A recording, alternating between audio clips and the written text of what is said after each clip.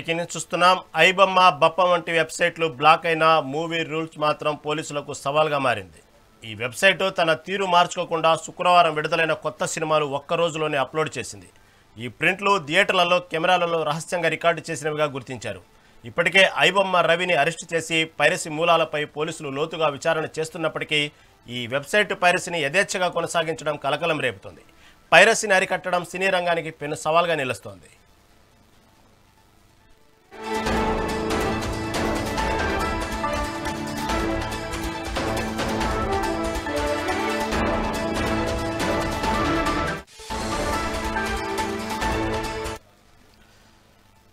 ఐబొమ్మ, బప్పం వంటి వెబ్సైట్లు బ్లాక్ అయిన మూవీ రూల్స్ మాత్రం పోలీసులకు సవాల్గా మారింది. ఈ వెబ్సైటు తన తీరును మార్చుకోకుండా శుక్రవారం విడుదలైన కొత్త సినిమాలు ఒక్క రోజులోనే అప్లోడ్ చేసింది.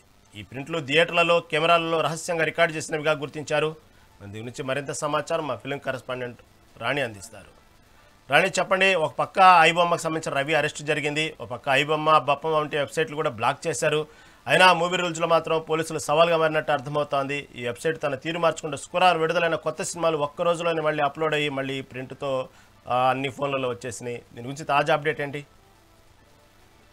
చూసుకున్నట్లయితే ఇటు ఐబొమ్మ కావచ్చు, బప్పం కావచ్చు, సో విడుదలైన నెక్స్ట్ డేనే సినిమాలను అయితే అందులో వెబ్సైట్ లో అప్లోడ్ చేయడము, అది అందుబాటులోకి తీసుకురావడం జరిగేది. అయితే ఈ సైట్లని బ్లాక్ చేసిన తర్వాత ఈ పైరసీ వెబ్సైట్లు మిగతావి ఏవైతే ఉన్నాయో ఆ వెబ్సైట్లు కూడా ఈ ఐబొమ్మ బ్రాండింగ్ అయితే యూజ్ చేసుకొని ఐబొమ్మ అనే పేరుని పైన హైలైట్ చేస్తూ దానిపైన క్లిక్ చేస్తే రీడైరెక్ట్ గా అటు మూవీ రూల్స్ కావచ్చు, అలాగే తమిళ వన్ కావచ్చు, అలాగే మిగిలిన వెబ్సైట్ కావచ్చు, ఎస్బీఐ ఇన్సూరెన్స్ లాంటి వెబ్సైట్లకి రీడైరెక్ట్ అవుతున్నట్లుగా కూడా అటు పోలీసులు గుర్తించారు. అయితే మెయిన్ గా చూసుకున్నట్లయితే ఈ మూవీ రూల్స్ వెబ్సైట్ ఏదైతే ఉందో ఐబొమ్మ కంటే ముందు నుంచే ఉన్న వెబ్సైట్.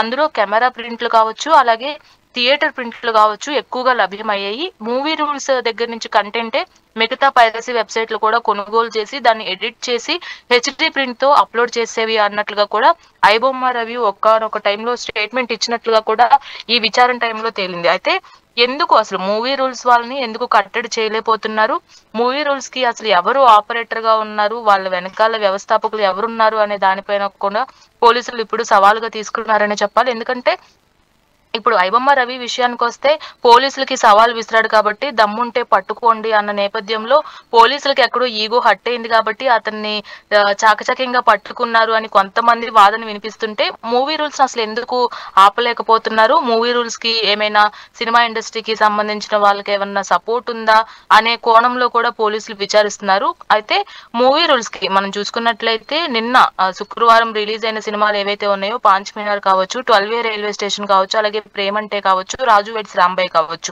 ఇలా సినిమాలన్నీ కూడా శనివారం మధ్యాహ్నానికే వెబ్సైట్ లో అవైలబుల్ గా ఉంటాం. అది కూడా థియేటర్ ప్రింట్లు, అంటే థియేటర్ లో కెమెరాలు పెట్టి రికార్డ్ చేసి ఉంటారు అనేది కూడా క్లియర్ కట్ గా అక్కడ అర్థమవుతుంది. మరి ఎందుకు ఈ మూవీ రూల్స్ వెబ్సైట్లని పట్టుకోవడం లేదని కూడా చాలా మంది డౌట్లు కూడా వ్యక్తం చేస్తున్నారు రహీం. అయితే చూసుకున్నట్లయితే ఇటు మూవీ రూల్స్ కంటెంట్ పైన కూడా కొన్ని అనుమానాలు కూడా వ్యక్తం అవుతున్నాయి. అటు అంటే సినిమా ఇండస్ట్రీకి సంబంధించి కొంతమంది ప్రొడ్యూసర్లతో కూడా వీళ్ళకి కనెక్షన్లు ఉండొచ్చు కాబట్టి ఒక సినిమాని చంపడానికి ఇంకొక ప్రొడ్యూసర్లు కూడా సపోర్ట్ ఇస్తున్నారు అనే కోణంలో కూడా చెప్తున్నారు. కాకపోతే ఐబొమ్మ రవి విషయానికి వచ్చేటప్పటికి అతను అంటే ఇటు గవర్నమెంట్ సైట్లను కూడా హ్యాక్ చేశాడు కాబట్టి, అలాగే పర్సనల్ డేటా నా దగ్గర ఉంది అని బెదిరించాడు కాబట్టి ఇతను వెంటనే అరెస్ట్ చేసినట్లుగా కూడా అర్థమవుతుంది. కాబట్టి మూవీ రూల్స్ వ్యవస్థాపకులు ఎవరు అనే దాని పట్ల కూడా ఇప్పుడు పోలీసులు దీన్ని సవాల్గా తీసుకున్నారు.